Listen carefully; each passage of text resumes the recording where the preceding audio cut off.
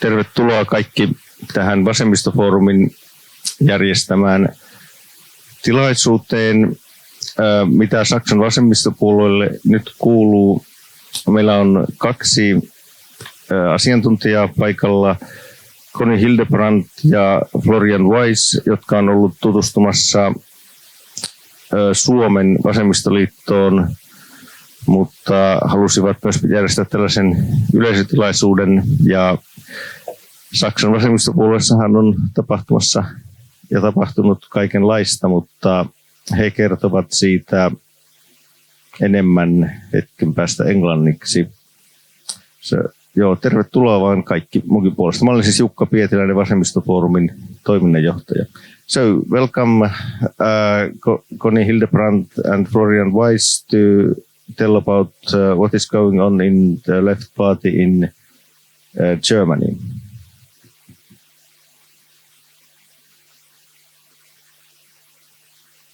I should start. Is it okay? Okay. Many thanks for inviting us in this meeting, and I'm very happy to see you. But the story what we are explaining today, what is going on with the left in Germany, is in this moment not a real successful story. Maybe you have heard something about that. And but I think we have to learn also from the defeats and from the mistakes and from some failure, what we are doing and what kind of potential we have and what we are seeing in the next time. So I hope, you will hear some news and let go us in the dialogue. It would be better for us than we don't know in which concrete question you are really interested. Before I wanted to start with to speak about the left in Germany, I want to give you some remarks concerning the social and the political situation in Germany. It could be also helpful to understand under which condition we are working as a left in Germany. Also, I will start with some numbers. The unemployment rate is by 5.7%, is not so high. And that means that the unemployment question in Germany is not so important in such time as we have had before in the 2009, 2010, or also in the 2019, 2020 in such time. But the poverty rate is very high, especially after the corona crisis. The poverty rate is by 20%. And that means that more than every fifth child and every 4 young adult people has a risk of poverty. And that is really high. And that is one of the indicators that the different social differences between the different milieux in Germany is increasing. And that tendency is going on. And that means in absolute numbers that 2.9 million children are connected with the risk of poverty. What we are seeing is, of course, in all countries in Europe, also in Germany, is the inflation rate and the increasing of living cost and energy cost and so on. And of course, we have also the same problems in Germany. And we will see what is going on in such way and what does it mean for the next time, especially also for the next elections in 2040. But what does it mean especially also for the people? Because the feeling we are living under new conditions, unsecure conditions, connected with the global question, connected with the personal question, connected with the development of the society also in Germany. That is a new situation of unclearness, of insecurity feeling, and that give also a lot of places for alternative, not only from the left, especially also from the right-hand side. And that is one moment that is also using our alternative for Germany, the party of the far right in Germany. The political situation, we have the red, green, yellow coalition. For you would be the three-party coalition a normal thing. It's not the same in Germany. For us was it a new experience. And what we are seeing is under the new conditions, also the Greens, the Social Democrats and the Liberals, They announced themselves as a progressive government. Also, I would say we can see such kind of progressive in some ways. Of course, we see some elements of Social Democratic Party. For example, the minimum wage is by 12%, that 12 euro. And that means also one of the demands of the left in the past is realized by that coalition. And we see some elements also connected with green transformation. We are seeing some elements to develop the renewable energy, but we are seeing also under the new condition of the war that something is blockaded. And I think the political situation is also staying stable because it's not the strong moment of this coalition is the weakness of the coalition. Because if you see the polls, all three parties have no longer 50%. That means the Social Democratic Party is staying stable by 20%. The Greens goes down a little bit by 16%.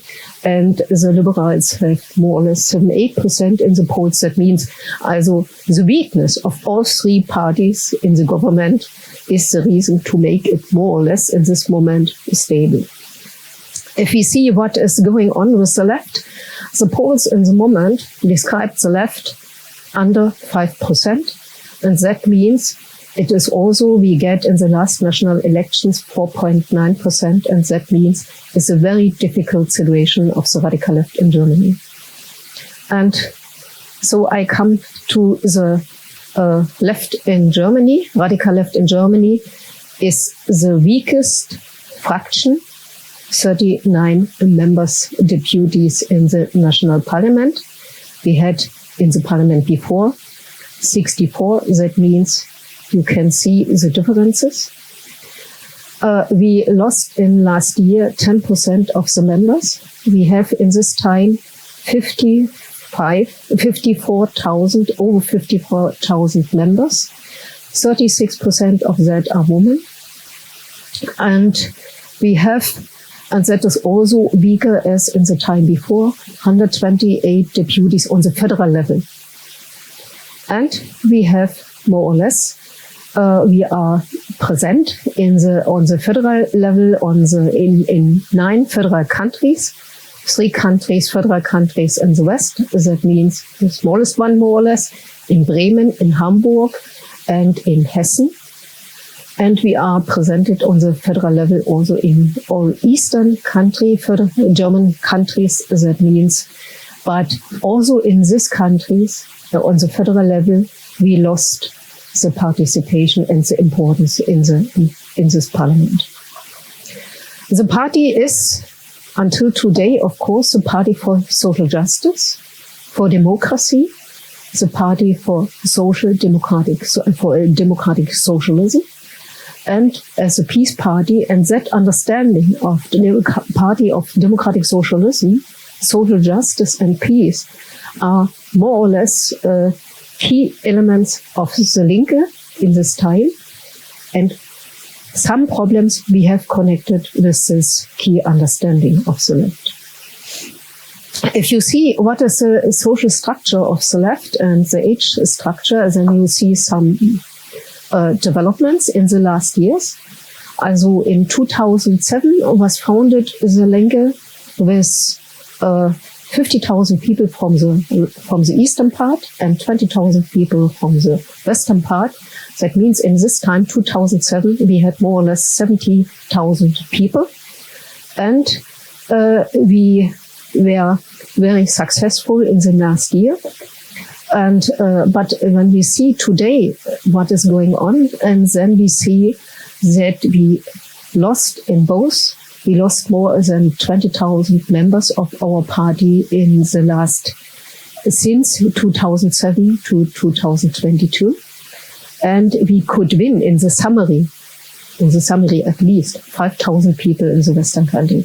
And in this moment, you see some problems in the development as a party, as an organization of the party. The age structure is give us some hope and some problems. We have the biggest part of the youngest generation, 15% of the party younger than 35 years. That is a good one. We have more or less 11% between the 36 and 55 years old people. We have 27% between 65 and 64, and the same between 65 and 79. And we have more or less 19% over 18 years old. The problem is 19% is not so strong, but 40% in the Eastern German countries in this age, and that is a problem, and that seems that the redevelopment of the party in the eastern part is very difficult, and that is also one of the problems of developing the left as an organization. And in the western part, we don't have enough members. That is a clear message. If you see the social structure, we have some, I think, really potential point for the development of the party in the next time, for the self-understanding. But you know, when the left, if you ask left people, are you part of the working class? Of course, yeah, people of the working class. And in the concrete, in the survey, in the research study, 17% of the people explained themselves as people from the working class. 67% employers and 35% from them in the public sector. And that means we have a strong position also in the public sector. And I would say when we see the deep crisis of the left, some elements to survive we have in our membership, and we have to see in which way is it possible to develop. We have 10% academics and 7% self-employed people. That is not so bad. But we have 51% with the highest degree of education. And that means we are more and more a party with the younger generation, with the higher educated generation. But what we have lost is the people, they understand themselves, or they are really part of the working class. That is what it's a problem. That is a problem. And if we see the results of the party, I can show you the slide. But if you see in the beginning, in 2005, more or less 5%, 6%, it's going up until more or less 12% in 2009. And then we are staying, also it's a kind of peak, and then we are staying until today, more or less 5%, between 5 and 4%. The question is, and the polls shows the same. The question is, what is the reason for that development? Why we are not able to make this, to develop the party as successful? And I would say, and I get some remarks from my colleague, Horst Kahrs. He made a lot of analysis, and he always, after the elections, in the night after elections, he analyzed the development of the party. And so he had a long way for analysis, and so he could see the development of the party in a very excellent way, and he analyzed it clear. The first thing and idea from his is, and I support it completely, the left has not been able to adapt the new economic and social change. That means we are speaking from the moment of our founding process in 2007 until today, more or less the same story. That means we explain the neoliberal policy, the policy of privatization, the policy of social cuts, and in this direction. And of course, we have to do with the neoliberal policy, but we have also to see some elements, they were new developed, and new elements what we could find also in the new government. That means to anticipate also the role of the social question connected with the climate question, for example, to bring this together in the strategic point and to develop a new strategy under the new condition, that is missing by the left. And so was it not possible for the left to develop under the new conditions, also to develop under the conditions of the war, a kind of strategy that means also a strategy for looking for ways for peace. The left is not able, that is the second point, to deal with the internal conflict. You have to know, for the left, is it possible to create or to build or to form legal tendency in the party. And by the party congress, you can give the possibility to delegate the tendency in the party congress. It's not so important for the whole decision making, but it is possible to formulate or to build your own tendency in the left. And traditionally, we had in the left the communist platform in the past. It is working until today, but not so important. We have the socialist left, strong connected with the trade unions and with the trade union policy. We have the emancipatory left, that means very interested in basic income and also in LGBT rights. That was very important for this emancipatory left. We have also a new development of the movement left. That means we have, as a left, the understanding beyond is to be strong connected with left-wing movements, with housing movements, with social movements, with environmental movements and climate movements. Of course, Friday for Future, for example, to make a strong connections.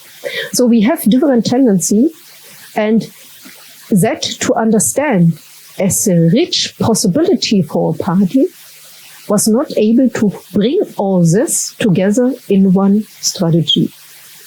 What we have done is, and so I see the development in the last year, and the pandemic moment was a very difficult moment for us, because in this moment we had a new leadership, but no possibility to formulate or to present the left as a strong party also in the streets, on the public places, also to see in which way is developed the party.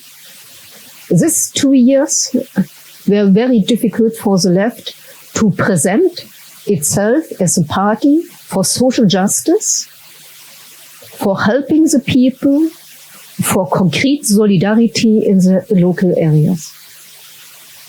And what we have done is, of course, we were supporting the people, such kind of key workers or systemic workers, the nurses, the people in the community, the people in the post service and so on, to help and to support them. But it was more or less a kind of solidarity, symbolic solidarity, and that it's not enough to stay as a strong party.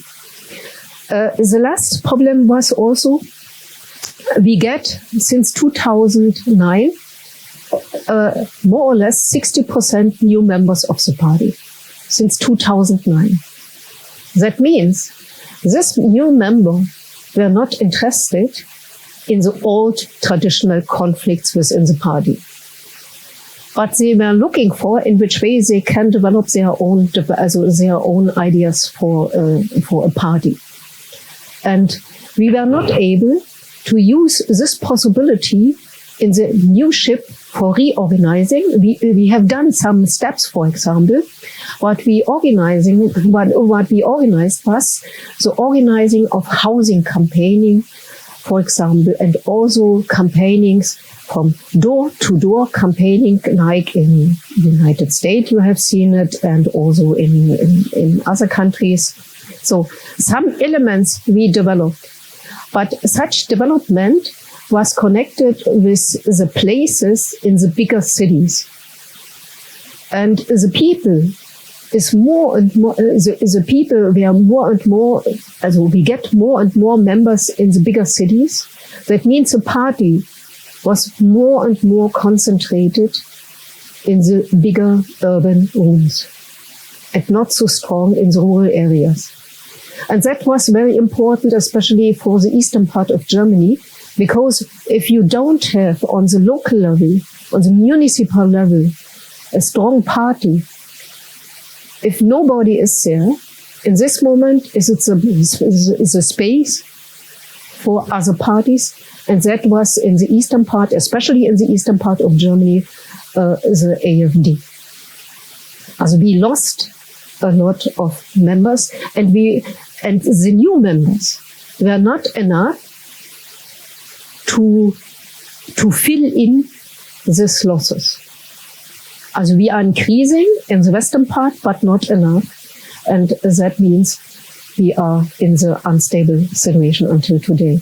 And also the change of the electorate, also to see what kind, we are speaking about, also until the last elections, the workers' people have elected us.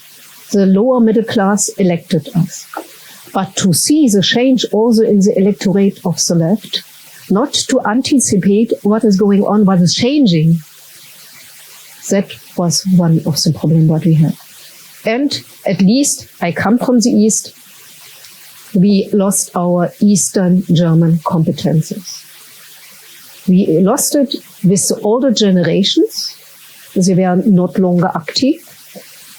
And we didn't understand the importance over the generations.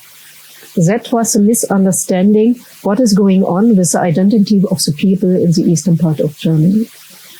To really, also to understand the people with their own history, with their own understanding, with their lifetime achievement. And what is going on with this understanding. So that is my interpretation of the party in this time. And I give the floor to my colleague and comrade. We are both members of the Linke. And of course, what we are speaking today is in very critical, but also in solidarity. But what we want to do is, of course, to help to survive the party. But we don't know is it possible or not. And I give the floor to you for your interpretation. Thank you. Thank you very much, Conny. Well, if I have an answer, a solution for the left party, I won't tell it today, but I would have done so before in Germany. So, of course, I don't have it and nobody has it at the moment. There's a couple of reasons. Some reasons are out of our own possibilities to change. I think it's a problem with left-wing activists that we always think we have good to develop good ideas and so on. It's in our own power, but many developments are outside our power. So I will give some examples for that. That's and other parts, and those are mainly those who Conny has described. Of course, are our own mistakes, not like arguing in a party. I think it could be attractive to have a debating party, but the kind of debate we have in the left party and traditionally in the German left has a very bad tradition of infighting. That means the first thing is to fight the enemy within, and if you have some energy afterwards, you throw it to the social democracy. And if you then have any energy, and certainly you don't have it, you put it against the conservatives. Anti-fascism is another thing. I think that's one of the very few things in which we all agree on very good reasons. But both the infighting and the fighting against the social democracy is a big problem. And of course, our party survived and gained support, as Conny told us, in the election 2005, 2009, when we had our peak with 12%, mainly by former social democratic voters, mainly working class voters, trade unionists, disappointed by the neoliberal turn of the social democracy. That was right to do so. But things have changed and our attitude remained more or less the same. So first we beat the Social Democrats, and I don't think that is a helpful attitude anymore in a time when Social Democrats and Left Party together in the last two elections had about 30% of the voters. In 2005, we had together 43% of the voters. Now we are on 30%, and I'm very afraid that when the next election is coming, it might be 25% together. So it's not useful to have the main energy that is left after infighting to fight the social democracy. And the other thing is, as Conny put it, the Social Democratic Party is certainly not a left-wing Social Democratic Party.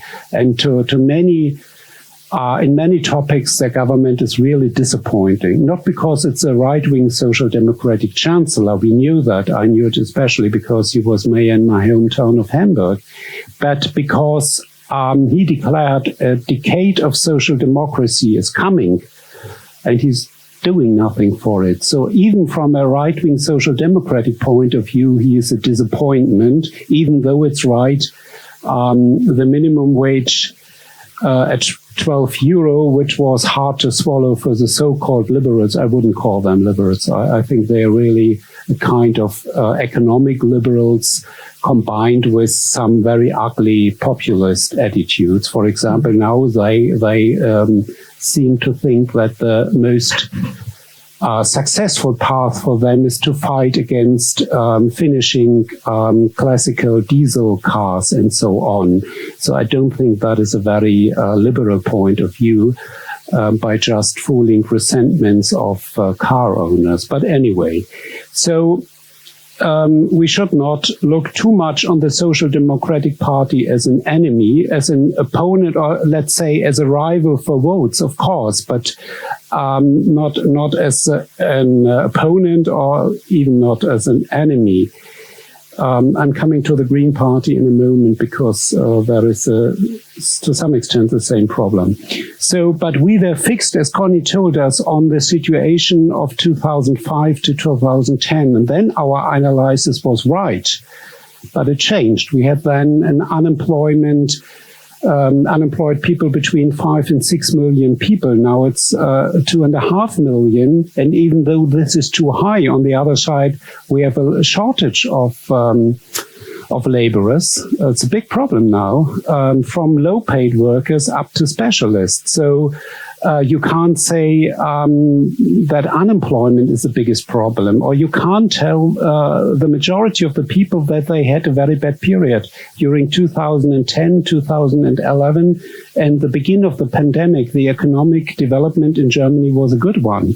It was not good for everyone, and that is our point, that, for example, those who depend only on their salary has lost influence in comparison to those who have other kinds of income. That's true, and that's a very good point for a left-wing party to argue. But to tell the majority of the people that everything is going down was not what they experienced. So now, when the problem's becoming greater, we can say we told it every way, but it's like saying it will rain someday. It will rain someday, but it's not a very good prognosis if you tell it will rain every day. So I think this is one part of the problem. Another one is that we have no perspective of realizing our policies. We have no power perspective.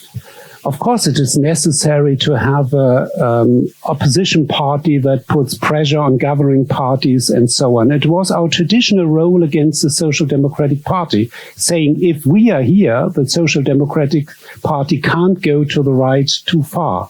And that was right to some extent, but it's not enough. We have no power perspective, no perspective of being in a national government. And half of the party never wanted it, so it's a problem. We are part, at least I have to say, we were part in 4 out of 16 federal state governments. Today we certainly lose Berlin. When the new mayor is elected, there are some problems for the conservative mayor to get elected, so there's some hysteria today in Berlin, but nonetheless, we will lose Berlin. And we did a good policy in Berlin, especially concerning homeless people, concerning a great number of refugees in the last year, mainly coming from the Ukraine. We had a minister of culture who was very, very good and very effective in the public But now we have only 3 federal governments. There is a great danger that we will lose our participation in the Bremen government. Bremen is by far the smallest country in Germany, but nonetheless, we had a health minister there, a woman who was very successful in the campaign for vaccination against the coronavirus. It was the most successful of the bigger cities in Germany, but and many journalists acknowledge that, but it does not will lead, unfortunately, to more votes. So there is a danger we will lose it as well. Then we were in the northeast in Mecklenburg-Vorpommern, but this is a country with 1.5 million inhabitants, so it has no possibility to attract media. And of course, we have one last citadel, you may say, that is Thüringen in the east of Germany, where we have only prime minister on the federal level, Bodo Ramelow. He is the exception because everywhere in the east we have suffered great losses. We are down to 10% in Saxony, for example, but in Thüringen in 2019 he got 31%. So it's our only prime minister, but we don't know what will be after the next election next year. And anyway, if he's resigning one time, I hope not so quick, but anyway, then I fear there is a danger of collapse as well. So we have no power perspective. We have no basis, as Conny explained. We are extremely weak in the 4 biggest federal countries in Germany, which is North Rhine-Westphalia in the west of Germany, Cologne, Düsseldorf, and so on. In Bavaria, which is the 2nd biggest state in the south, Baden-Württemberg and Niedersachsen. These 4 countries in the west and south of Germany combine 60% of the voters in Germany, but we are not present in the parliaments of these states. And you know that the federal level is very important in Germany. So no power basis, no power chance, and only representation in the smaller federal states. The other points which Conny explained, I totally agree. We were successful in big cities, formerly well-educated younger people, which is great. We should not lose that by we have sometimes a tendency to denounce these people. I think it is extremely stupid. It's not that we have too many young people and well-educated people, but we have less of other groups. So we should not have these blame games as we have. So the tragic situation is now that Germany had 10 very good years, not for everyone, but for many people.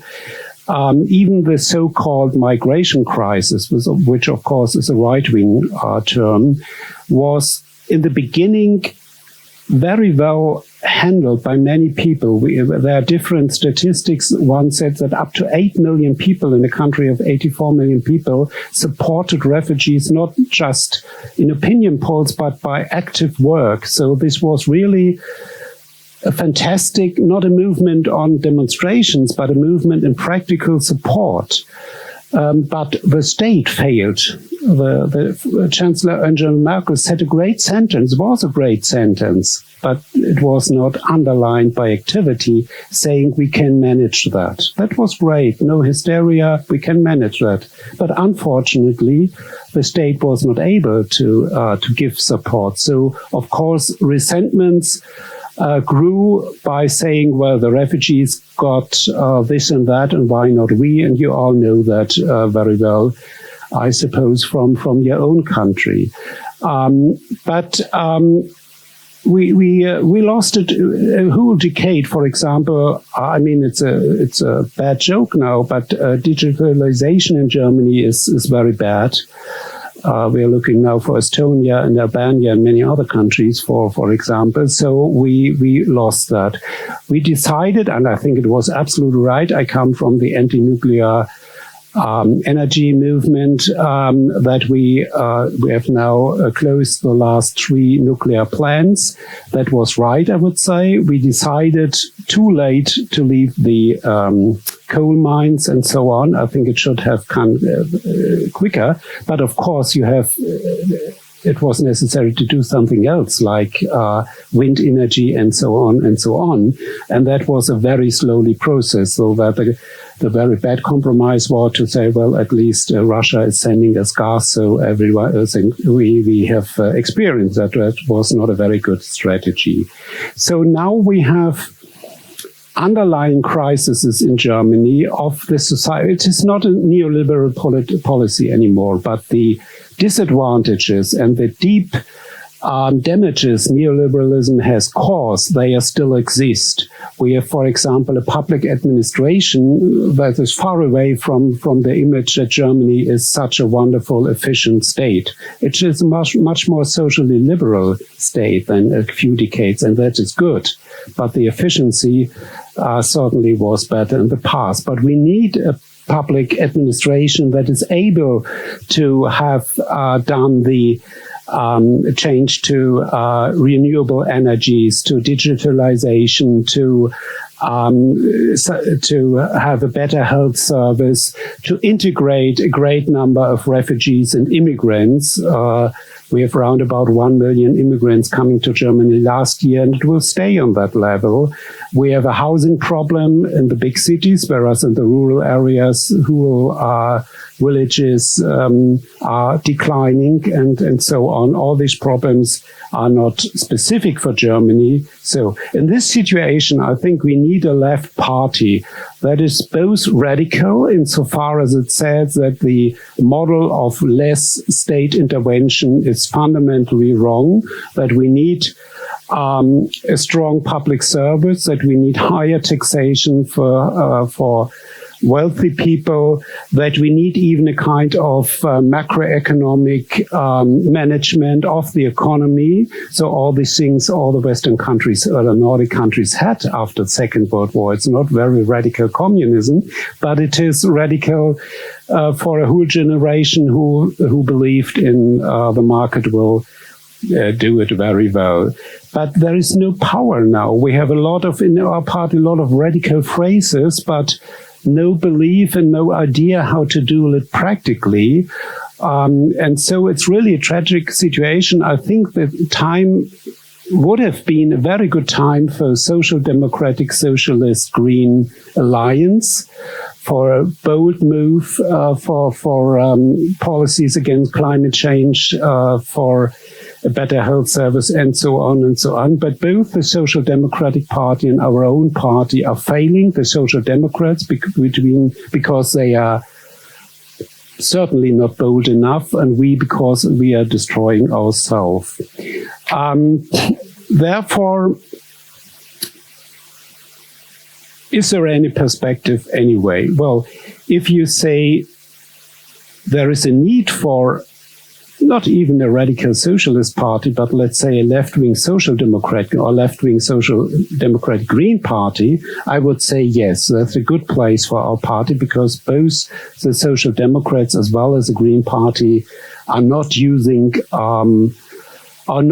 enough even on their own standards. So therefore, and this is perhaps the only chance our party has, that some people who are not populists, I will come to that as a last point in a second, maybe because they are disappointed by the performance of the Social Democrats and the Greens, say, well, therefore the left party should have another chance. I think that is our best card, and it's not good to say your best card is hoping for the mistakes of your rivals, but it may well be, and in history it would not have been the first time.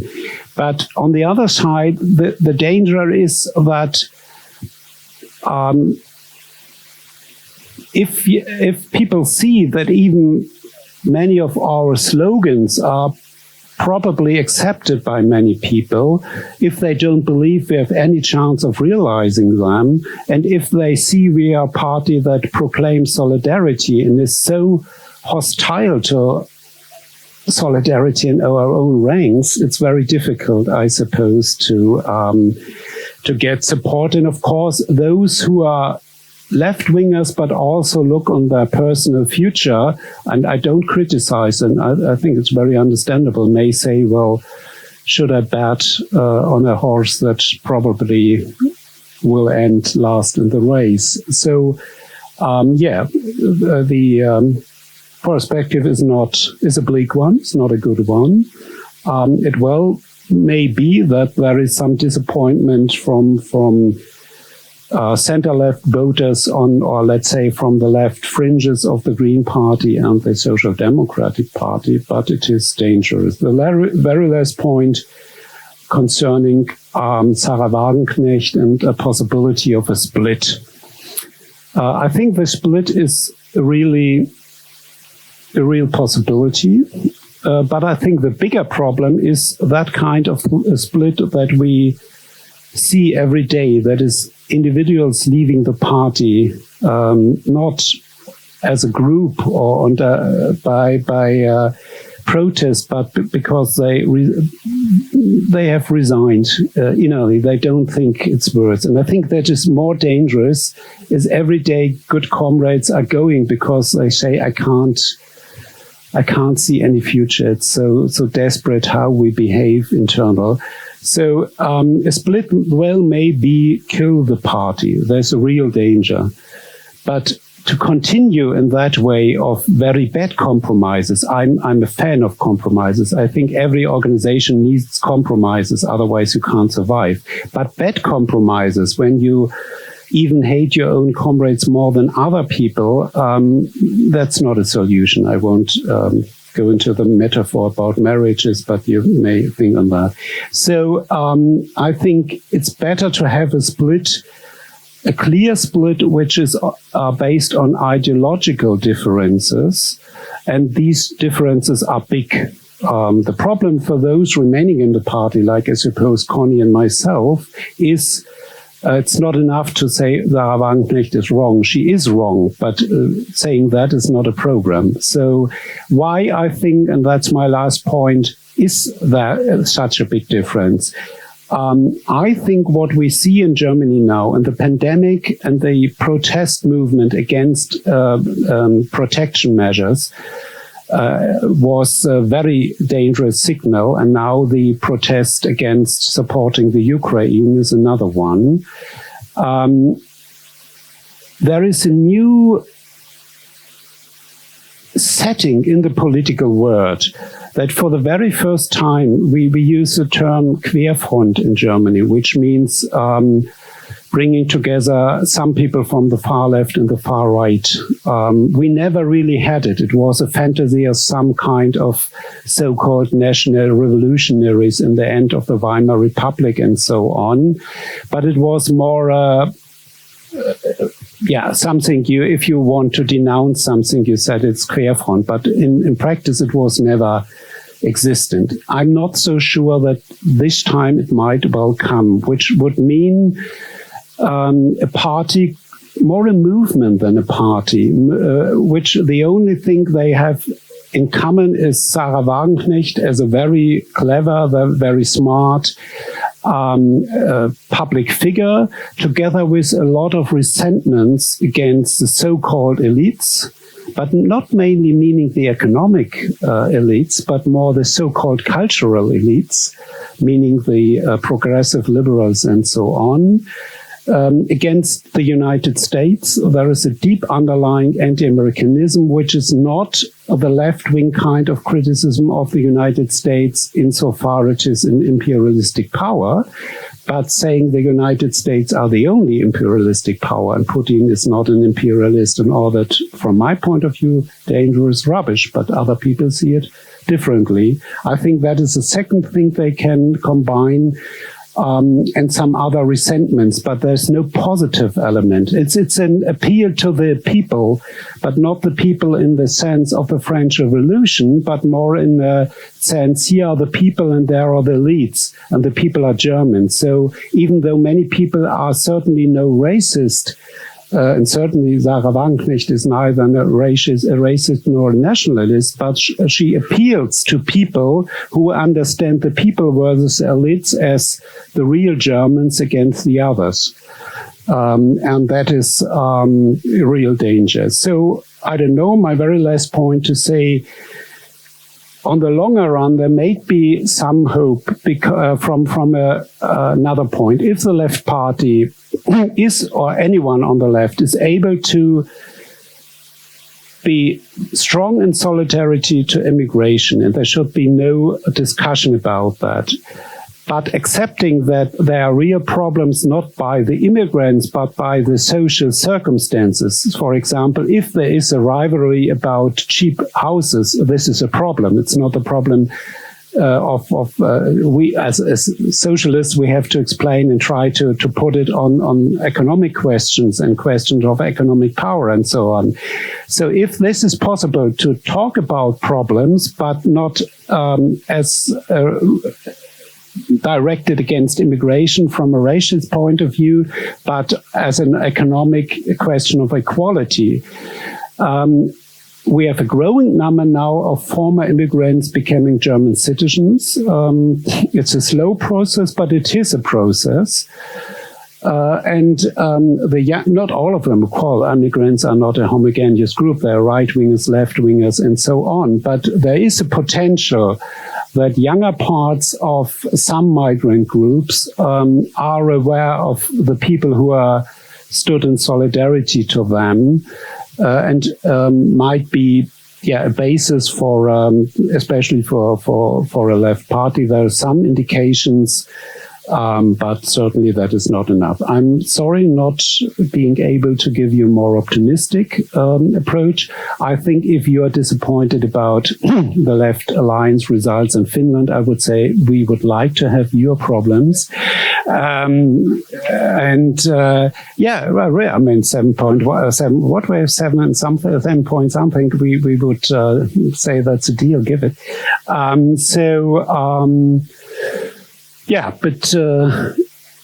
we have to be honest. We are a foundation which is looking for political education and scientific analysis, so we can't paint an optimistic picture. My last point is, probably in the early history of Israel, after the foundation in 48, there was a joke saying, if someone in Israel is not believing in miracles, he's not a realist. So probably that's the last point. Okay, so we can take questions now. A very quick question. I read some description about the problems of Linke, and it was mentioned, or so I understood, that Sarah Wagenknecht is somehow flirting with Russia and Putin. You didn't mention this. What is the truth about this? Well, yes, it's true, I would say. Of course, because she is a very intelligent person, a lot of her supporters, or we like to call them fans, not supporters, are not very clever, but she's a very intelligent person, very articulate. So she knows that it is better to keep some distance. And certainly she's not a tool or a puppet of Putin. That would be unfair. No, she isn't. Mm-hmm. But she knows that some parts, especially a strong minority of elderly people in the East, not only them, but have strong pro-Russian, pro-Putin, anti-American sentiments, and she is playing for that ground. She's not a puppet. She's not bought by Putin. This is different from some AfD politicians. They are absolutely bought, or some Austrian right-wingers who are on the payroll of. This is not the case with Sarah Wagenknecht, certainly not. But she's playing to that audience, I think, on tactical grounds or opportunistic grounds. And of course, her husband, the former Social Democratic Party leader and Left Party leader, later on Oscar Lafontaine, he makes a very strange journey to anti-Americanism, which is for someone who was, as a man, a politician in the Saarland, close to France, and was very pro-European in former times, very strange. Well, I think he's not the very best influence to his wife, but that's... No, she's not paid by Russia to be... But yes, of course, she says, yes, it's bad, and we have to condemn the invasion, but... And in Germany, you always know that the main information of a sentence comes in the sentence, in the part which... Yeah, we have an old joke about it, so the first part is saying, yes, okay, it's not that nice what Putin's saying, so, but, and then can forget the first part.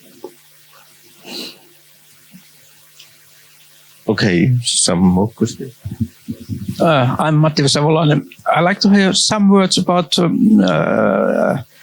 DM25 and määrän 25 and Varoufakis in Deutschland. What kind of discussion you have about that? Then there's a discussion about East-West relationship. How about the North-South discussion? Also concerning 2025 in Germany plays not a role. It is not important. Also for the German situation is it not important? Also really not. It's another one in Greece. That is clear. We will have the elections, and Mira, I think it was more or less 3%. I'm not so sure that I don't know the last polls, but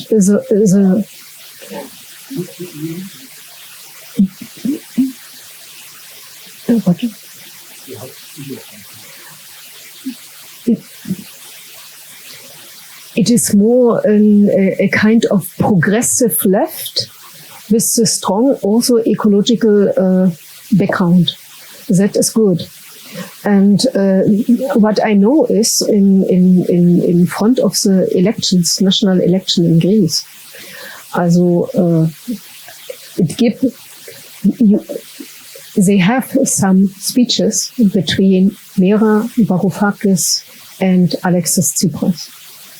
He is looking for a broader coalition for the elections because he knows the differences between Neo Demokratia and Syriza Party, but the Syriza Party is always weaker in the polls as they are in the electoral results. That is the tradition. Also until today, nobody knows what is coming in the elections, but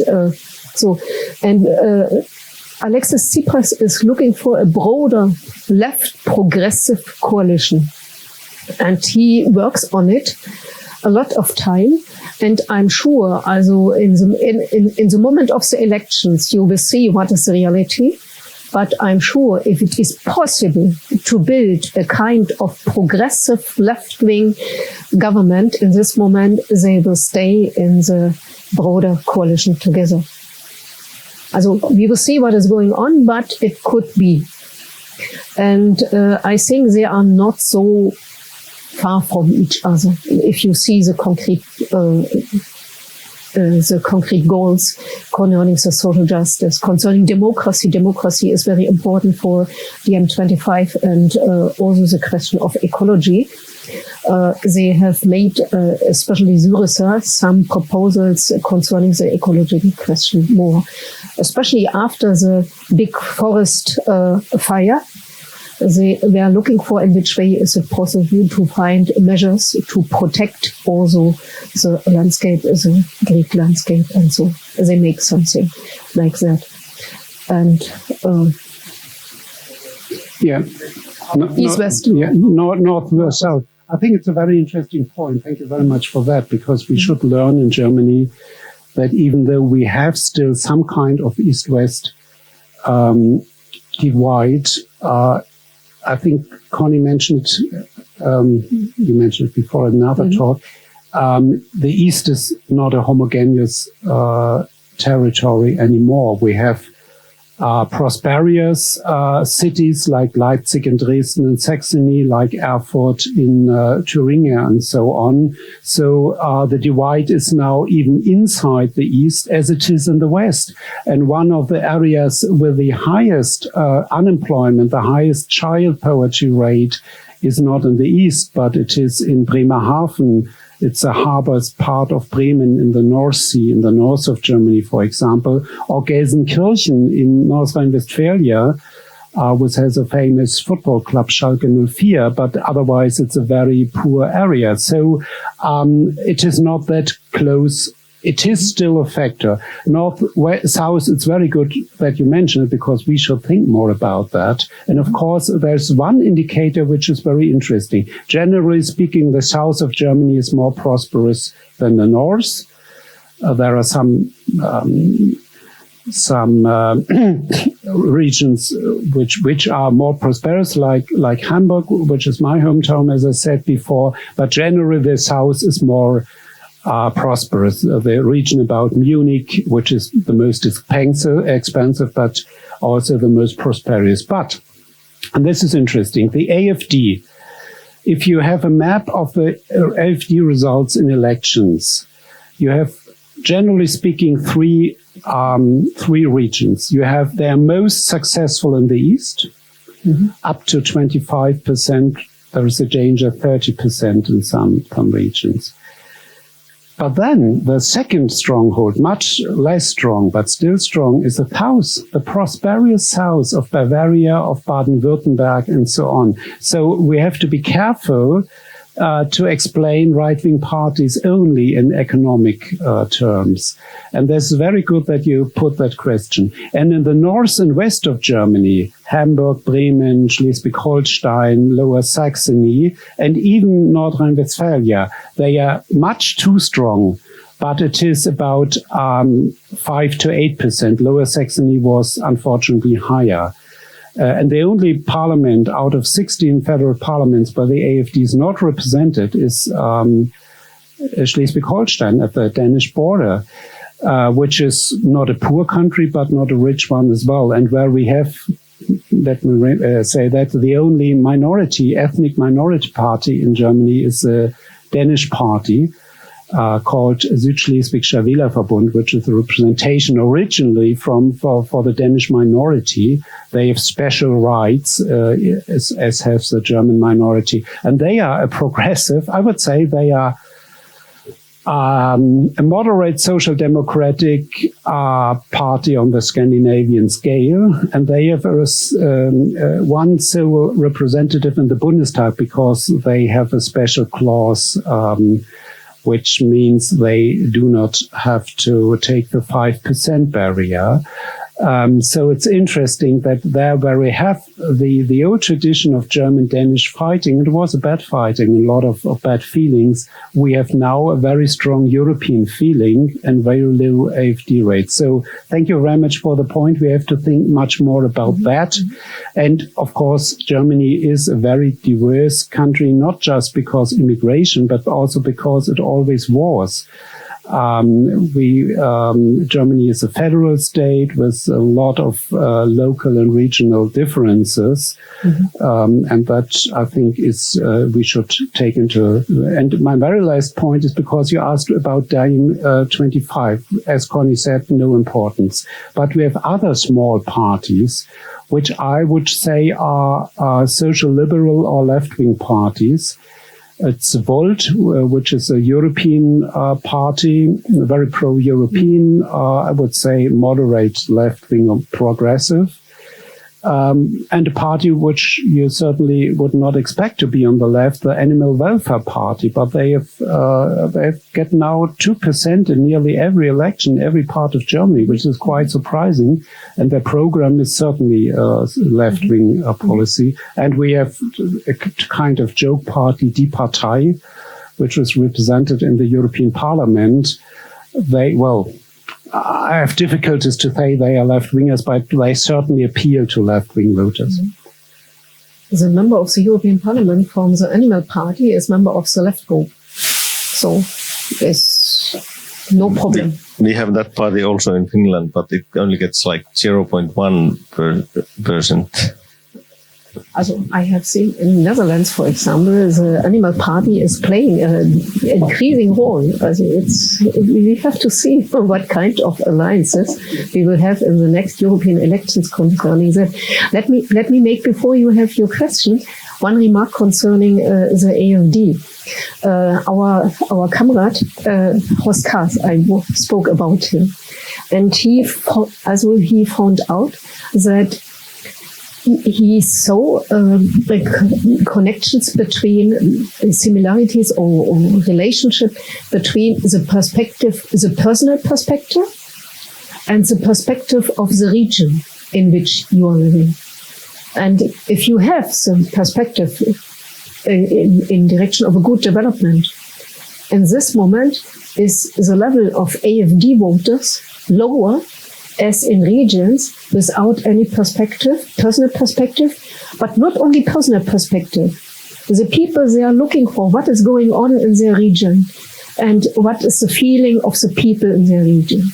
And in this moment, is it in such region? It could be also in the north of Bavaria, for example. Could it be in Greece, the AfD party in a stronger way?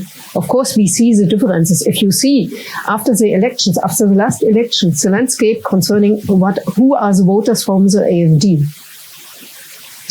And they are doing that with blue color because they have the blue color for them. So see, a very strong blue color, more or less in the eastern part with more or less 20%.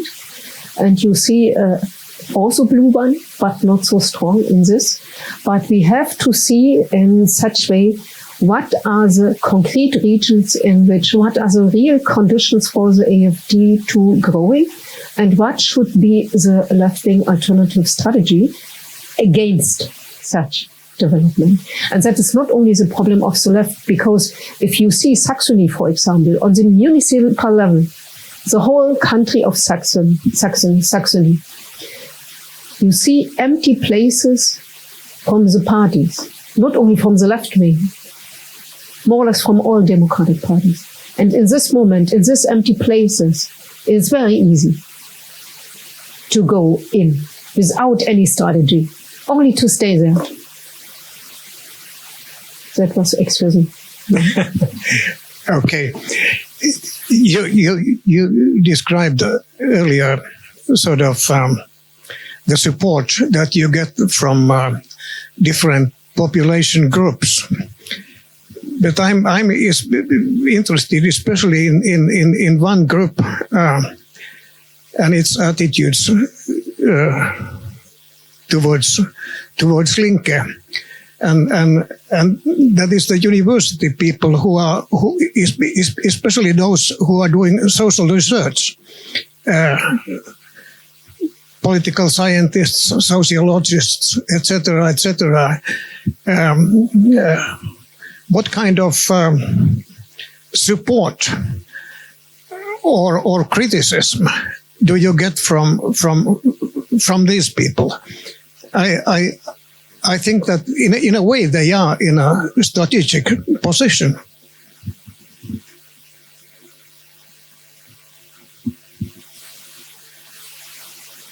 I have the numbers in front of me, so is it easier for me to start, and then I give the floor to Florian.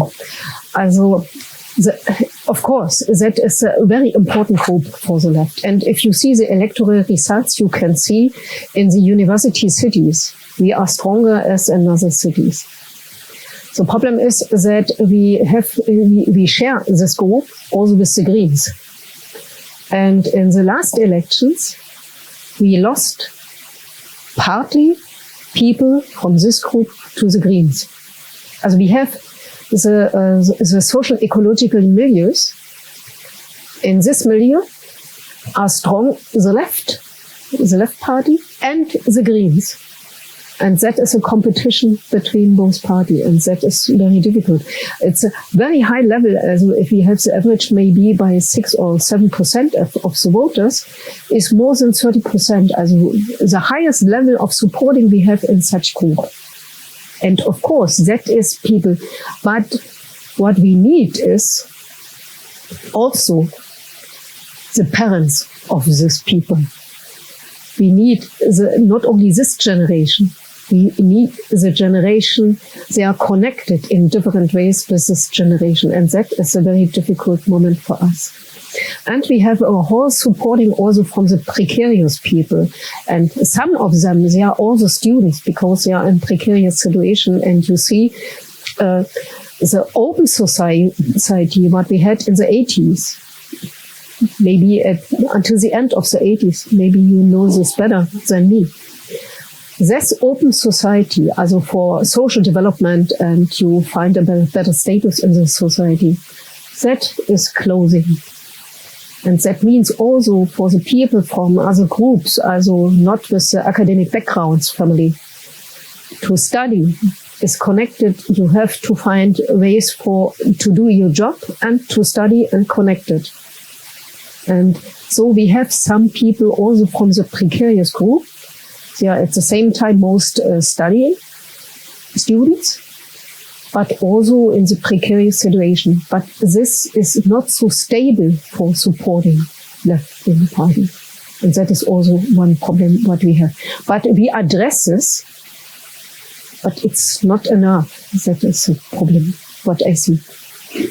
Well, you mentioned sociology and political science and so on, and Conny spoke about students, but of course we have in the middle ranks, let's say, of the academic world, a lot of, I think, many people who, as Conny put it, to the groups of the students who are placed, let's say, between some sympathy for us and some sympathy for the Green Party.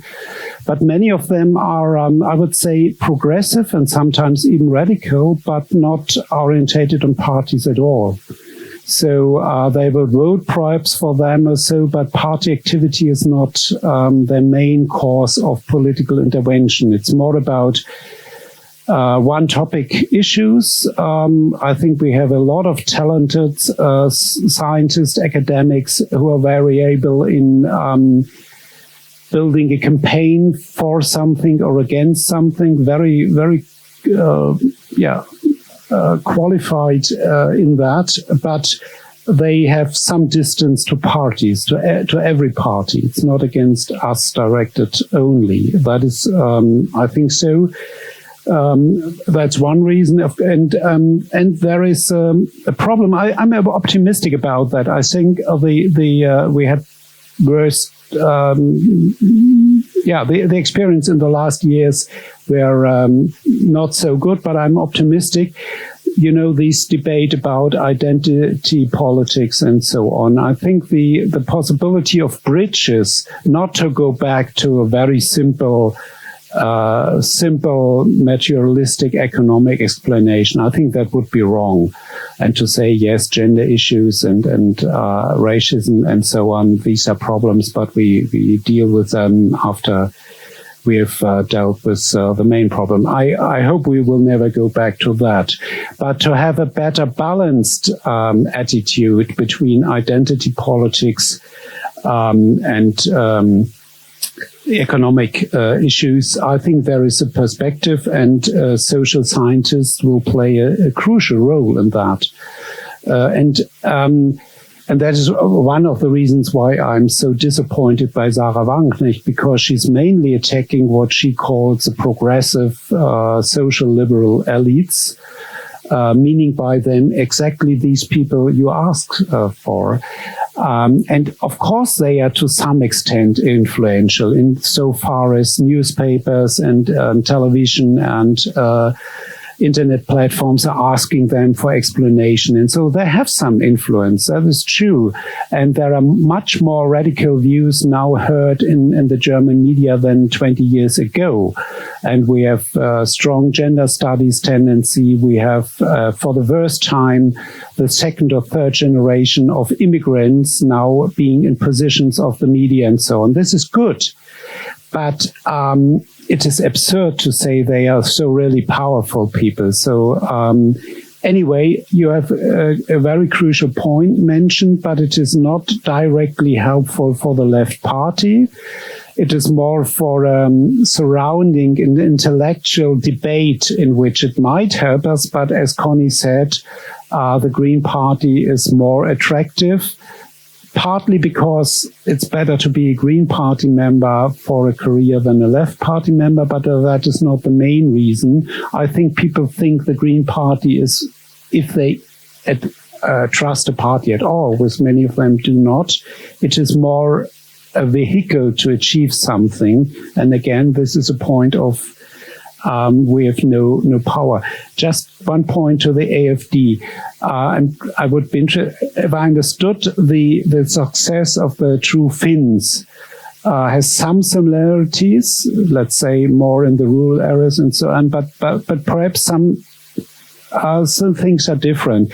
The AfD is strongest unfortunately, in my age group. I'm 55, so between 45 and 65 male electors of this age group. That is the main core group of the AfD. Of course, they have a lot of female voters as well, but they are the party with the strongest disbalance between female and male voters. The Left Party and the Social Democratic Party has a balanced, and the Social Democratic Party has even more female voters than male voters. And the liberals, the so-called liberals, they have unbalanced as well. More male people are voting for them. But the AfD is weaker in the oldest generation. The generation 70 and more, they do not vote very strongly for him. They vote mainly Social Democratic or Christian Democratic parties. So if they are right-wing, they are moderate right-wingers. No, I think this is important to know. And younger people do vote less for the AfD, even though I'm afraid it might change. But for example, in Israel, the far right is voted especially by young people, which is a very bad development. In Germany, it's different. And the other point I would like to say, the AfD says she is a working class party. This is rubbish. Of course, many disappointed male industrial workers vote for them. That is unfortunately true. But their main core are middle class voters. And the poorest people do not vote for the AfD. They do not vote at all. That's a problem. We have a great number of people who do not vote at all. So I think that is a problem we have to look for.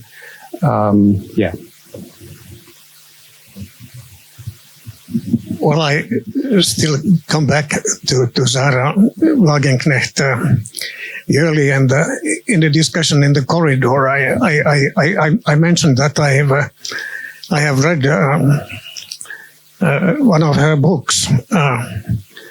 I remember that it was translated into Finnish, but that was obviously wrong. I have read it in English. But when you say that Wagenknecht is attacking just this academic sort of people who are around the left or Greens, etc., it's a very sad thing. I mean, the impression I got from the book and the memory I have from the book is that she had very, very many fantastic good ideas about developing sort of modern societies. And sort of her point of departure is so I understood that you have to forget sort of socialism in the old sense and in the Soviet sense, and you have to accept that we live in market societies. But we live in market societies which may be sort of molded by the democratic processes, and therefore the democracy is so important, and the democratic discussion we maintain. And I think that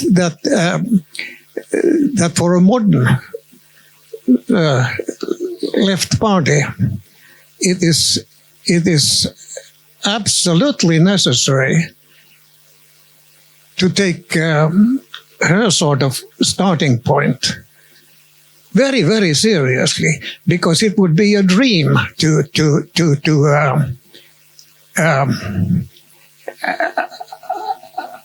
I mean, during the 20th century, of course, the thing was different. During the Cold War time, because Soviet Union existed, it was a reality, and in a way, it was a challenge for us all because it existed. But now, when it has gone, we live in a totally new situation. So that all the socialist ideas that were connected with Soviet Union and sort of Marxist-Leninism, they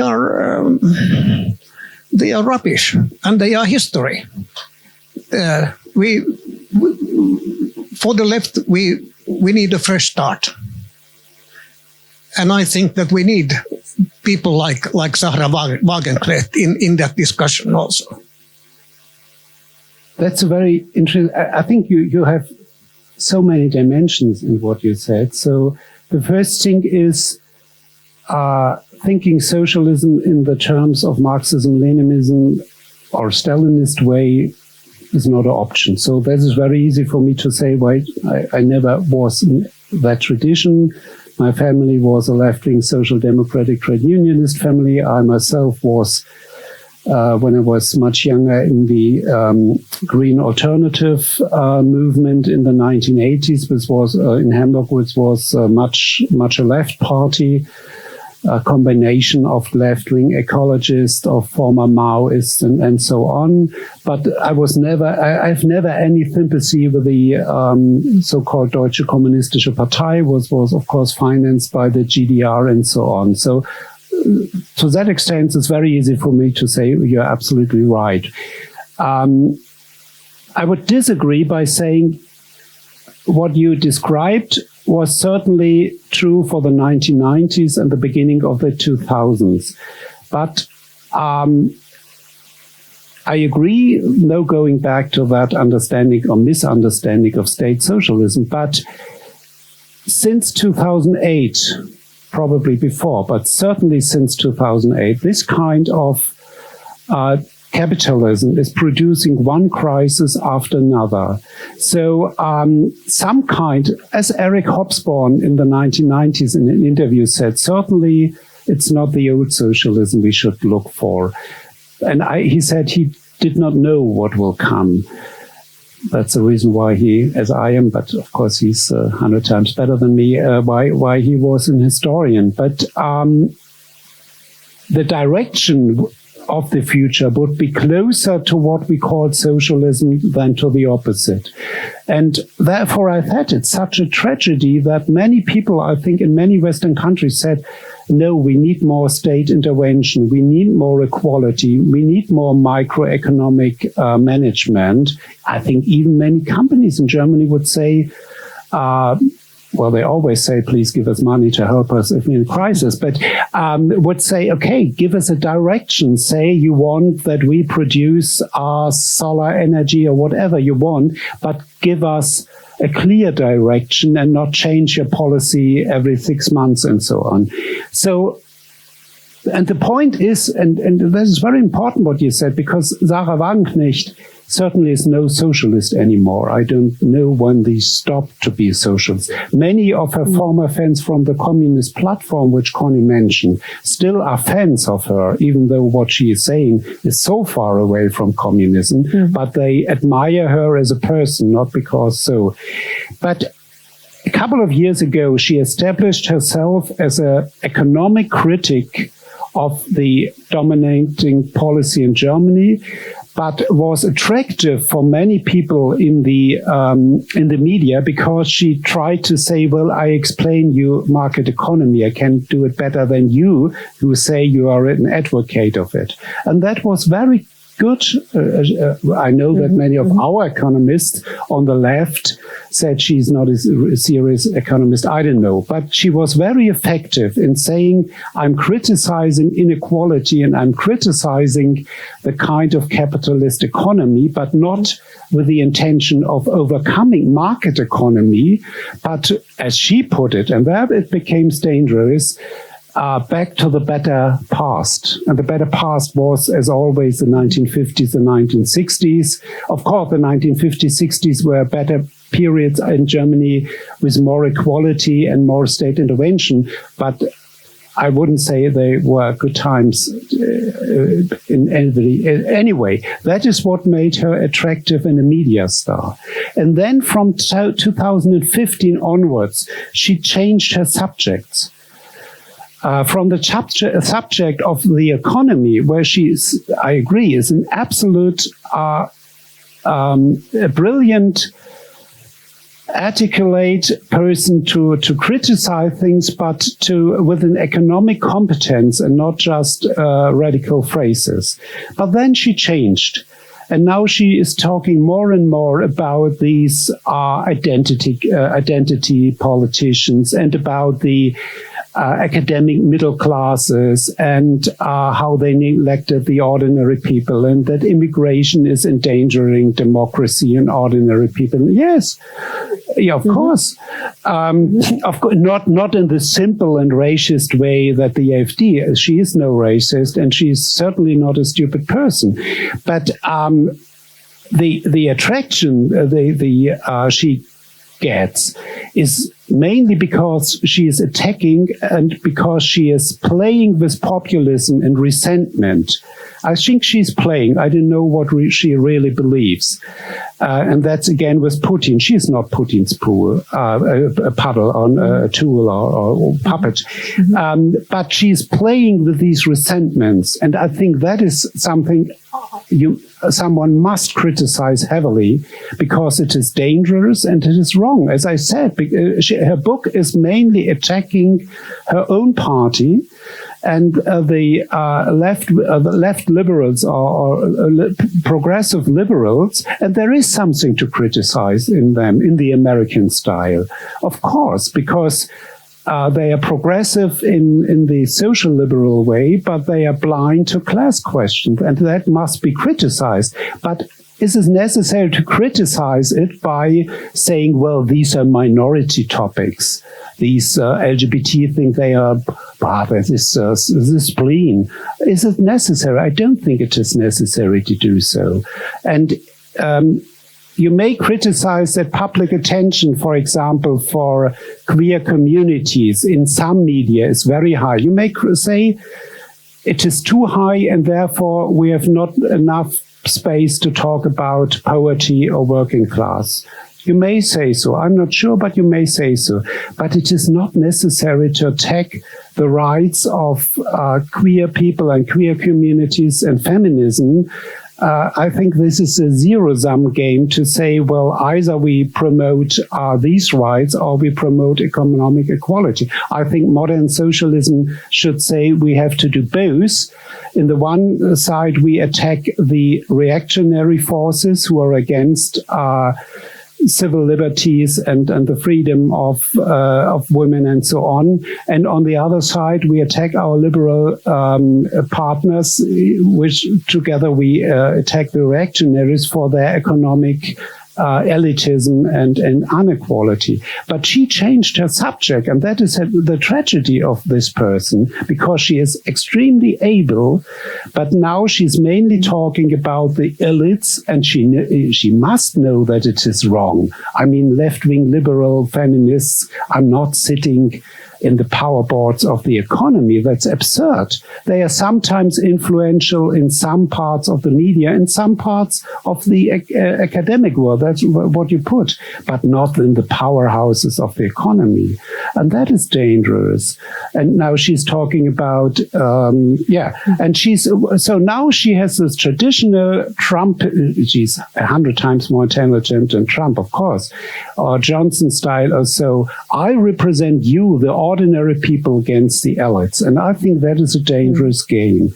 And it is the most dangerous if it's come by a person who must know better because she's so intelligent. When she was an economic explainer to the public, she was brilliant. Well, a little bit different theme. I think perhaps first I'd like to say that the discussion of identity politics is we're discussing about how the world changes us, not about how we change the world. And so we don't have any heroes in the moment if we are not discussing how we change the world. But I like to change the theme a little bit.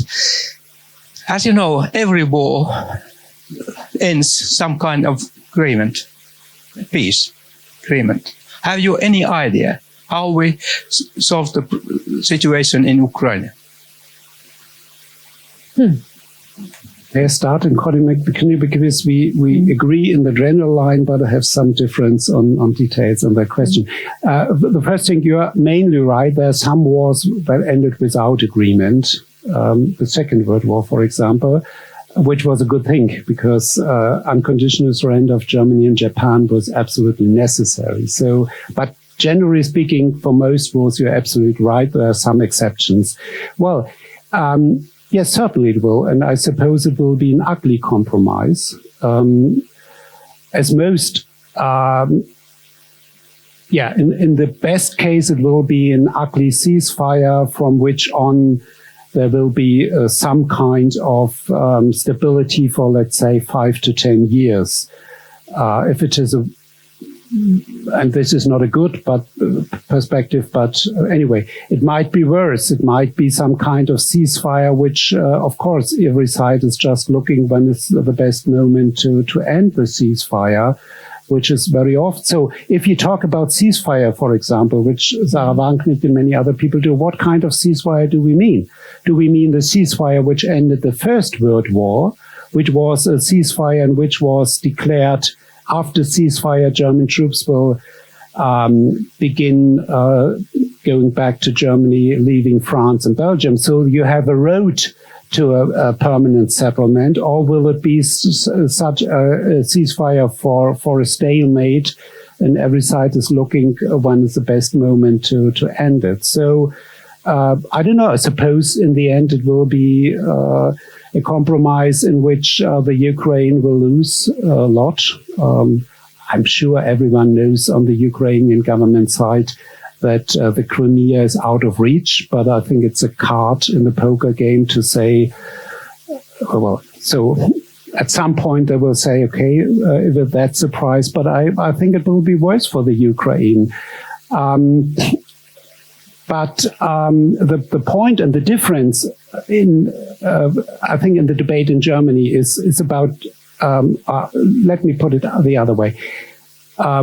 I think every side, those who think you must support the Ukraine, including strong armaments, which is my personal view, but I understand why the party in its majority have a different point and respect this other point, because I know my point of view will cost many lives, and so will the other. So every solution has its dilemma, and the best thing is to start by acknowledging that every position in the so-called peace movement or the left is combined with some bad things. So it's better than to say, so what is not acceptable, and that's the reason why I sympathize with the majority view of the Finnish left and disagree with parts of my own party, is to say, well, the Ukraine is a fascist state and therefore you can't support them, or well, every war is bad, so you mixed up the aggressor and the I think that's always don't blame the victim. I would start with, and a special problem for Germany is that there are many people who think just in the terms of Germany and Russia, but if you look to the history, what Germany and Russia did, for example, to the Polish people, not to mention what Germany did to the Jewish people, this is really arrogance. Two big powers say, well, there's something between us. We don't know what it is exactly called, Poland, Ukraine. So what we have to learn in Germany, I think it's different in Finland because you have another history. And as a smaller country, I think you're more sensitive to such issues, is that we first have to see what is the interest of the Ukrainian people, not what we think they're interested, but it's also. So, and if the Ukrainian people at one point say even a bad peace is better than continuing the fighting, that's their right to do so. But if I think it's dangerous if we in Germany say, well, we decide what is good for the Ukrainian people. My personal perspective is I think we will have some kind of ceasefire, but I'm a historian, so I don't know how good my prognosis is in the end of this year or in the coming year, because certainly the uncertainty of the American election campaign is a decisive factor. Of course, Putin is looking for a re-election of Trump or anyone on these lines.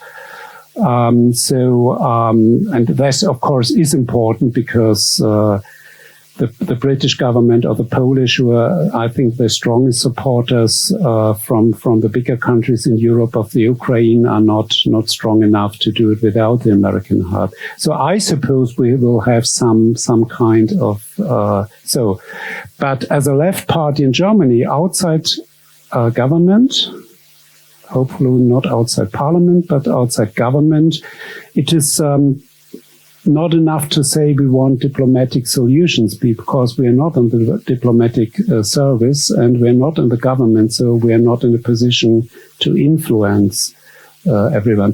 But my guess is we will have some kind of stalemate in the end of this year or next year, and that is not a good. But I think the best way to influence the Ukraine government and the Ukrainian people, which is more important, is by standing on their side, because only by doing so you can someday say, well, think about a bad peace. But if you don't support them, why should they listen to German left-wingers who have never any sympathy for them? But it's a tragedy on all scales, and Mm-hmm.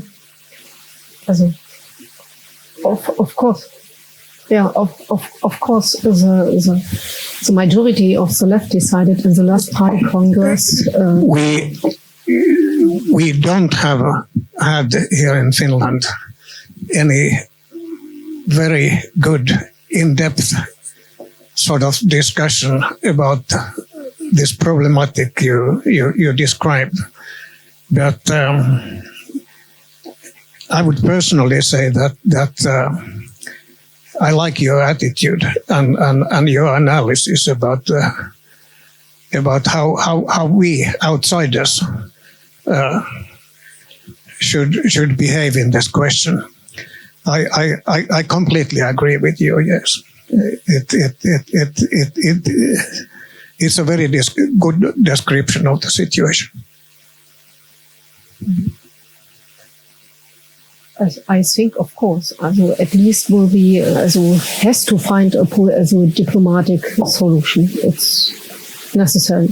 I don't know what is the concrete way, but I think what we have to do, also as a German left, but also as a European left, to looking for in which way is it possible to push the power in direction of to find the diplomatic solution. That means, of course, we have to support the peace movements in different ways. Also not the queer front, movements, and that is very dangerous because, as I have seen we have in Germany the Eastern March, peace, and what I have seen is over the years we lost as a left-wing party the connection with this tradition.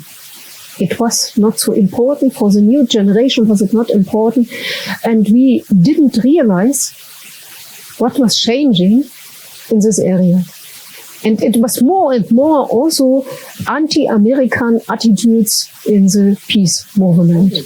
Yes, and to see, but we had to discuss it as left-wing, as political responsibility, when we are speaking about or we understand ourselves as a peace party. Yes, in this moment we have to looking for who are the people in which we want to go in alliances to looking for peace and security.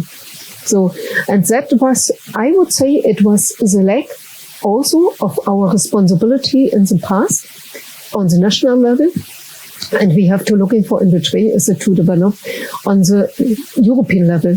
And in Transform we organized the Future Factory in this year, and that means to looking for a broader understanding of peace and security.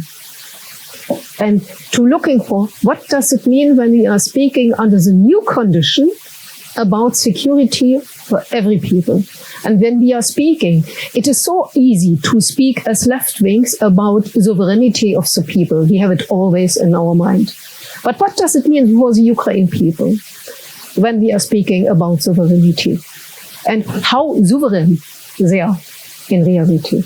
And what we have to do in such way. Also, I think we have a lot of open questions what we have to rethink in front of direction of sovereignty, and what does it mean? Also the question of European sovereignty. Is it connected with the question of a European army, or is it connected with the kind of peace development? But what kind of peace could it be? What are realistic steps on this way in the new global situation? And so we have a lot of open questions in this day. One remark to Sarah Wagenknecht. I completely agree with your speech and what you are saying about her. One problem of her is for us. It is not a problem to have different positions. Florian and me, we have some differences between ourselves, but we are able to manage it because we are speaking together. And when Sarah Wagenknecht avoid to participate in the party discussions, in the party congress discussions, then is it, and only speak with the media outside of the party, then is it also a problem of democracy understanding of herself. I can demand the society is not democratic enough. But what she is doing, it's not a kind of understanding democracy also as an internal process of looking for ways of, to find solutions or to fight, of course, to looking for, nobody has an answer. But in this moment, if you don't have the answer because we are in the new situation, you have to discuss. And of course, is it necessary to discuss the problems from the different point and to looking for what are the arguments from the others and in which way we have to find maybe step by step better solutions, or at first it would be also a good step, a better understanding of the position of the others. For example, last remark, we had the Summer University in Porto last year. And of course, not of course, but the European left and also Transform has a wonderful solution concerning we condemned the Russian aggressor, and we formulate a statement. And we presented the statement, and in the room was also comrades from Lithuania. And that was clear, they had a complete opposite position. And the whole question is, in what kind of culture we are able to see the different positions with the different background and to understand and to looking for with the knowledge of different positions to looking for in which ways is it possible to find ways to speak about peace or peace policy in the broader sense and broader understanding. Is it possible, for example, to avoid a nuclear escalation? And what does it mean when we want to have such kind of coalition to protect concerning such kind of escalation of the war with the possibility of nuclear escalations? And that to understand and to realize and maybe to stay one moment silent and to give the respect for the understanding of the other position, it would be a step also for my own party, especially for my own party, to better understand and to find compromises in the culture and in the discussions. Not to find every way the solution in this moment, that is clear. But to looking for and to stay to hear, it could be helpful. Okay, hello. My name is Jukka Peltokoski. First a comment and then a question to continue this European discussion. I would like to see the left talking more about European left and European sovereignty.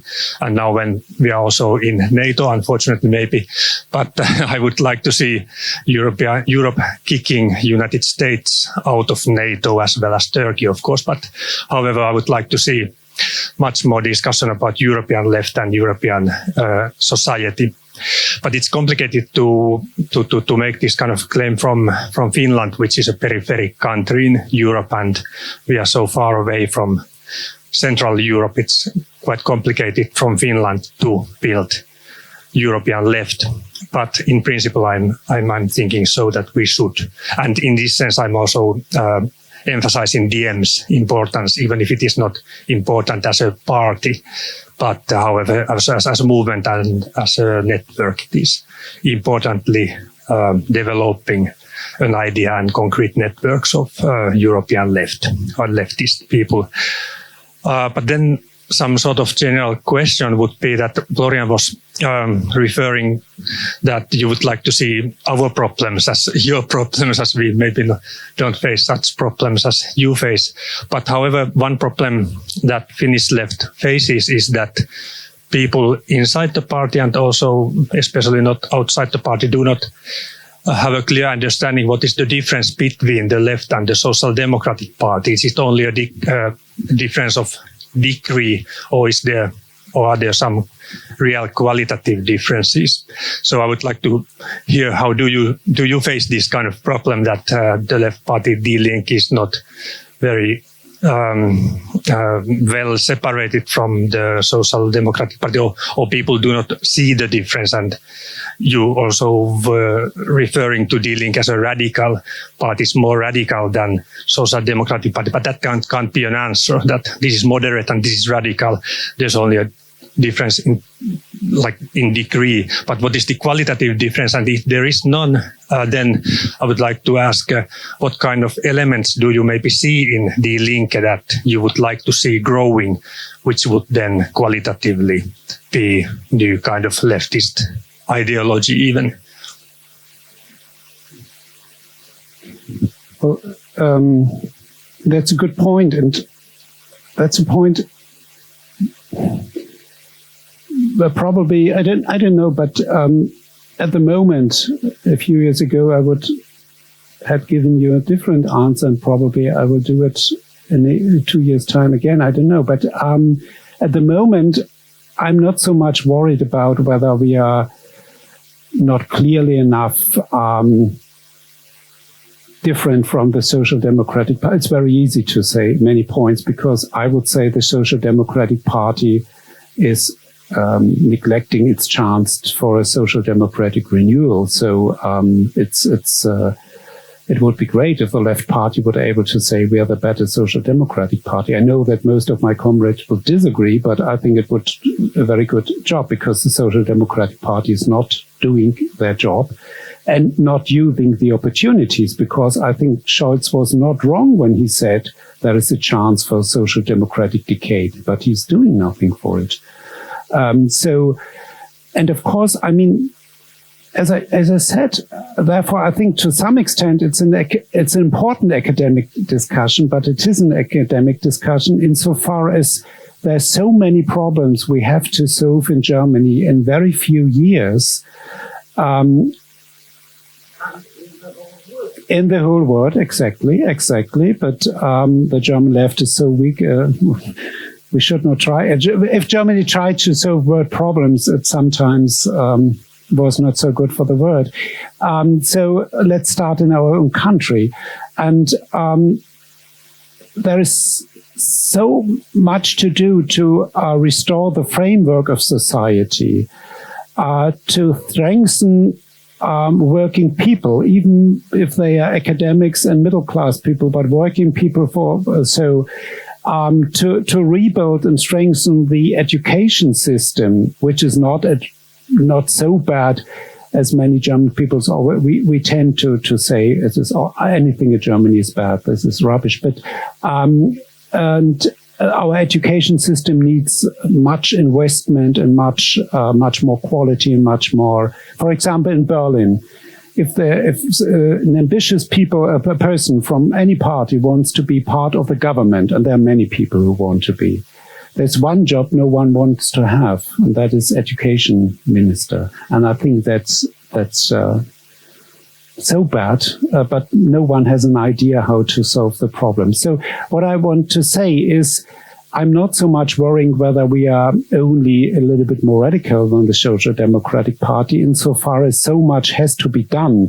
I think what we have to do is to are able to tell people we have not just an idea, but we have ways to implement these ideas in, let's say, 5 to 8 years. Not tomorrow, but 5 to 8 or 10 years.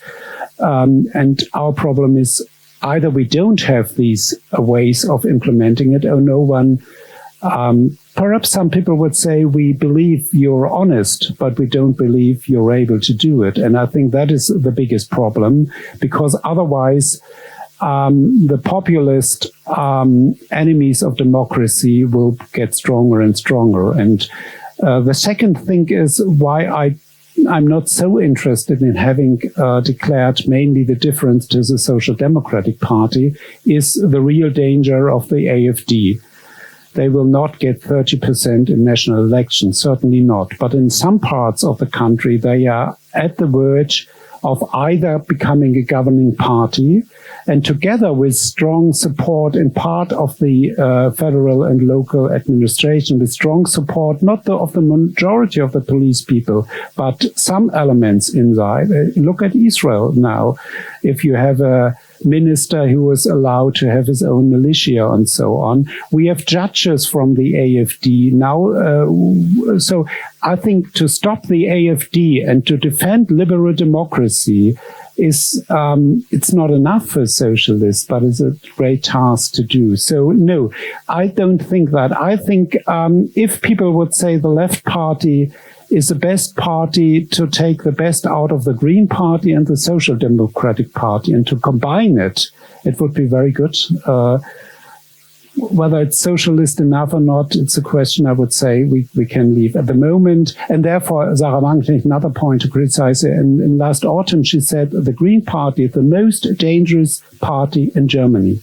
To say that if you have a semi-fascist party in kind of the AfD, I think is like the Communist Party in the 1920s saying the Social Democratic Party, they are social fascists. I mean, that is dangerous. So no, that is not, I think the bigger problem probably is for us is to combine, as I tried to say, these progressive radical liberalism in kind of pro-feminism, pro-queer communities, and so on, and not to denounce it, but to embrace it and say it's a great advantage and progressive, but to say it's not enough, like the American Democratic Party would say, but to say we have to combine it with respect for working people and so on and so on. I think that would be our job, if the Social Democratic Party is trying to do that as well. Let's have a good competition. At the moment, I don't see that danger. And to combining NATO, well, I think the decision of Finland was sad but necessary. But you have mentioned an interesting point, and that's a debate about Europe. And I think that is something we could learn from Scandinavian and Nordic. I know that there are different points whether Finland is a Scandinavian country or not. Anyway, Nordic countries. And that is about how to have a Europe not as some radical liberals would say European Republic, which I think sounds not so good in the years of Nordic Europeans or Eastern Europeans, but to have nonetheless a positive attitude to Europe as a space we have to, and therefore we should do that. We should, and that includes, from my point of view, yes, a kind of European army, because, and yes, I would like to have Turkey out of NATO, but let's see what the Turkish elections, I think, were one of the most important issues of the coming in 3 weeks' time, 2 weeks' time. Therefore, we need Finland and Sweden inside that. And I mean, if Trump is coming back in the United States or someone of his likes, we will have a very different situation. That is that the Americans might not formally leave the NATO, but de facto leave NATO. And so then we might have, and let me finish with one anti-German remark, which probably some of you will know, with Lord Ismay, who was a British general in the Second World War, and then he was one of the founding leaders, generals in the NATO. And he said the three purposes of the NATO were to put the Americans in. That means they should stay in Europe, because many American politicians that they let these crazy Europeans, we don't care for them, to keep the Russians, meaning the Soviet Union, out and the Germans down.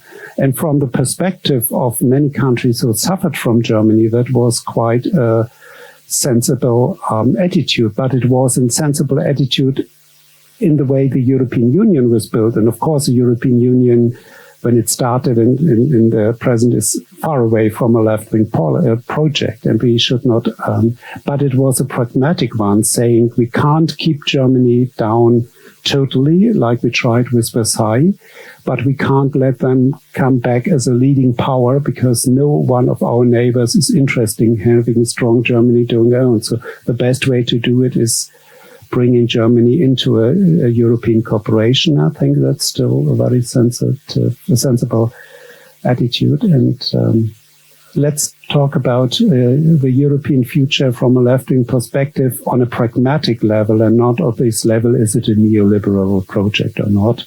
I would be very glad to do that. Thank you very much.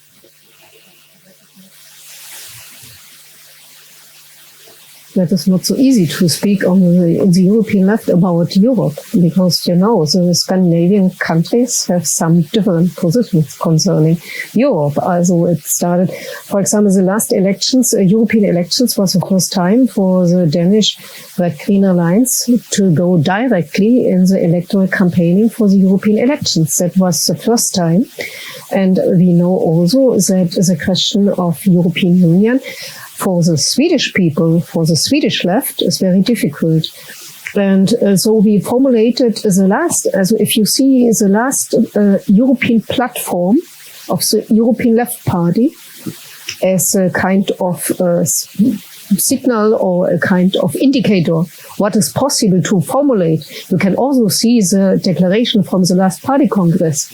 And you see the possibilities in which way is it possible on the European level to formulate concrete European policy. And we are speaking about the social Europe. In this moment, is it not so easy to looking for concrete European initiatives to implement ideas on the European level. That means what the radical left in Europe have to do is, in the next electoral campaigning next year, to combine the fights on the national level, the topics from the national level, and to looking for in which way is it possible to implement also, not against the national level, to protect the high level, especially from the Scandinavian countries, the high level of social protection with the new possibilities on the European level. So, and I see some elements is changing, especially for the Danish comrades, but I see also the reservations from our Swedish comrades. So that means to formulate a concrete left-wing agenda with concrete steps is not so easy. It's a challenge for the whole left, for the countries in the south, also for our comrades in Spain and Portugal. Very easy to formulate something concerning housing, concerning healthcare, concerning the ecological question is more oriented by the French comrades. But you could find a lot of possibilities. But it's not enough to have it in the different countries. The whole challenge is to bring it in the strategic way together on the European level. And to prepare this, that is the work of also the Rosa Luxemburg Foundation and Transform in this time, because we need a strong European left. Because what we are seeing, and that is connected with the question of radical. What does it mean, radical?